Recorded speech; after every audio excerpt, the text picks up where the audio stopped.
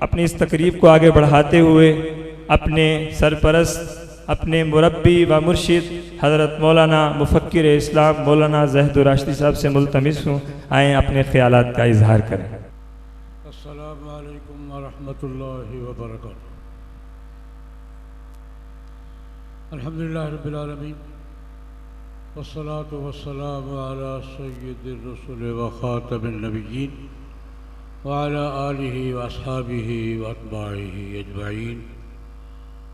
مقدم و محترم حضرت مولانا ڈاکٹر سعد صدیقی صاحب، معزز علماء کرام، مہمانان گرامی، شرکائے مجلس، خطاب تو حضرت ڈاکٹر صاحب کا ہوگا، تفصیلی ہوگا۔ میں تو اپنے اطمینان اور خوشی کے اظہار کے لیے آپ کے سامنے بیٹھا ہوں۔ بچوں کو کام کرتے دیکھ کر کس کو خوشی نہیں ہوتی؟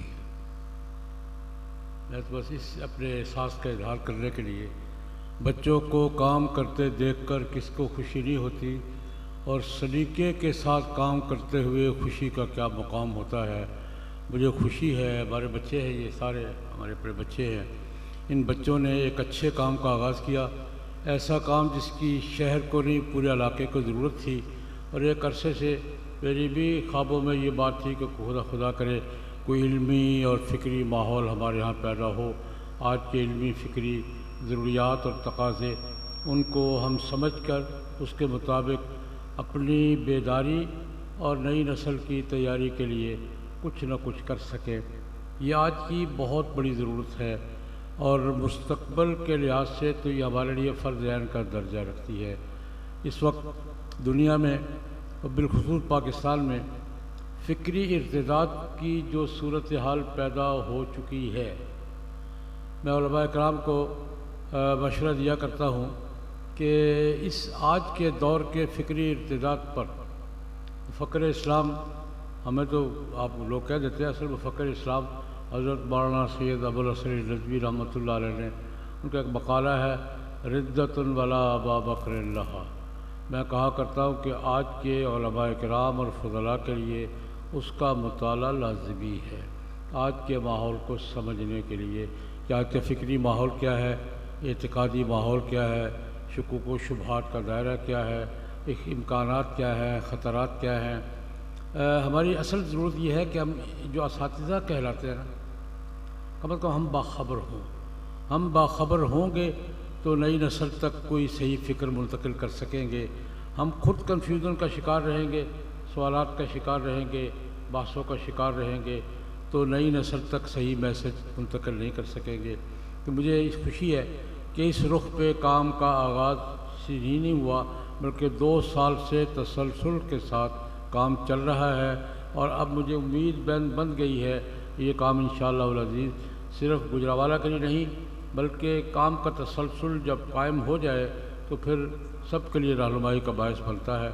میں محاضرات پہ مجھے رپورٹ ملتی رہتی ہے، ایک آدھ نشستوں میں شریک بھی ہوا ہوں، اور خوشی ہوتی ہے کہ صحیح رخ پہ کام ہو رہا ہے، اور یہ کام آج کے دور کے لحاظ سے بھی اور آنے والے دور کے لحاظ سے تو بہت زیادہ یہ ضروری ہے کہ ہم فکری شکوک ارتداد کے کانٹے نئی نسل کے ذہنوں سے نکالیں، اور وہ اسی قسم کے محاضرات سے، تعلیم سے، بریفنگ سے ہوگا۔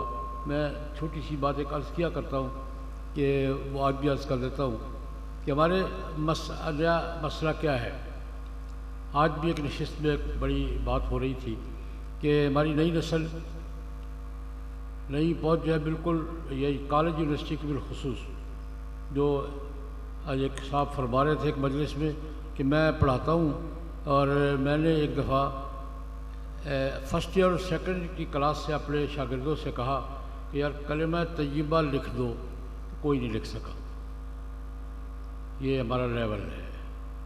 یہاں تک ہم آج چیمبر میں پروگرام تھا تو ہمارے کچھ استاد محترم ہیں، کہتے میں نے فرسٹ ایئر اور سیکنڈ ایئر کی اپنی پوری کلاس سے کہا کہ یار کلمہ طیبہ لکھ دو اور ترجمہ لکھ دو، تو کوئی نہیں لکھ سکا، ایک بھی نہیں لکھ سکا دونوں کلاسوں میں۔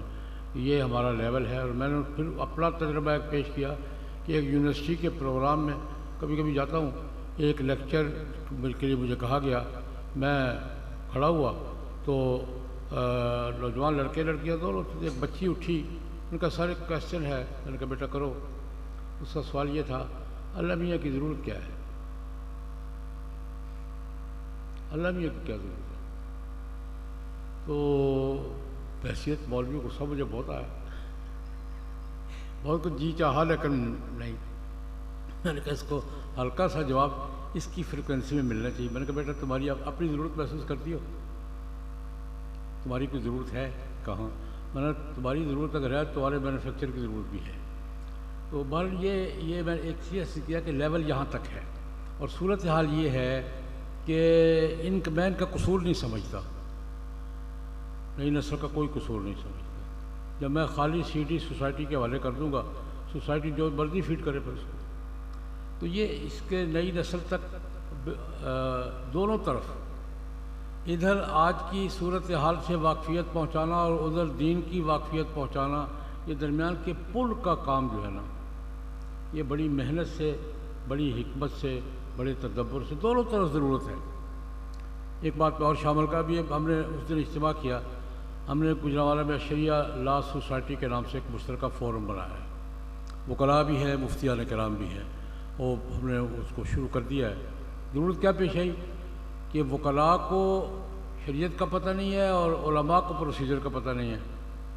مفتی صاحبان کے پاس مسئلہ جاتا ہے تو وہ قانون کو سامنے رکھے بغیر معاملہ نپٹاتے ہیں، اور وکلاء سامنے جاتا ہے تو ان کو شریعت کا پتہ نہیں ہوتا. تو ہم نے اس خلا کو پر کرنے کے لیے ہم نے الحمدللہ بڑے اچھے سینئر وکلاء آئے اور بڑے خوش ہوئے کہ ہم نے یہ خلا پر کرنے کے لیے ایک پل کے طور پر الشریعہ لا سوسائٹی قائم کی ہے. وہ ہمارے ڈاکٹر رشید صاحب بیٹھے. ڈاکٹر رشید صاحب آپ کے بھی استاد ہیں، ہمارے بھی استاد ہیں. تو یہ اس خلا کو پر کرنے کی ضرورت ہے تعلیمی میدان میں بھی. اور میں اس کو بھی کوشش سمجھتا ہوں کہ علماء کرام کو آج کے تقاضوں سے واقف کرنا اور آج کے ماہرین کو شرعی تقاضوں سے واقف کرنا بنیادی کام ہمارا یہ ہے. اور بنیادی طور پر دین کی بنیادی تعلیم، جس کو ضروریات دین ہم کہتے ہیں، اس کو اچھے انداز میں، مثبت انداز میں اور آج کے تفہیم کے انداز میں اس سے نئی نسل کو آراستہ کرنا، یہ ہمارے مقاصد ہیں. اور یہ اس پروگرام پر مجھے خوشی بھی ہے، اطمینان بھی ہے اور امید بھی ہے کہ انشاءاللہ العزیز ہم اس خلا کو پر کرنے میں کچھ حد تک ضرور کامیاب ہو جائیں گے. میں اپنے بیٹے ہی ہیں میرے، شیراز بھی اور خبیب بھی، اور یہ سارے میرے بچے ہی ہیں، ان کو مبارکباد بھی دیتا ہوں اور ان پر خوشی کا اظہار بھی کرتا ہوں. انشاءاللہ العزیز آئندہ بھی جو ہم سے خدمت ہو سکی کریں گے. تو میں چاہوں گا کہ اس موضوعات پر ہمارے مخدوم و محترم ڈاکٹر محمد سعد صدیقی صاحب تشریف لائے ہیں، ان کی بڑی مہربانی، وقت نکالا انہوں نے، تو وہ تفصیل کے ساتھ اس مسئلے پہ ہماری رہنمائی فرمائیں کہ ہمیں یہ کام کیسے کرنا چاہیے اور کس لیول پہ، کس انداز پہ اس کام کو آگے بڑھانا چاہیے. وآخر دعوانا الحمدللہ رب العالمین.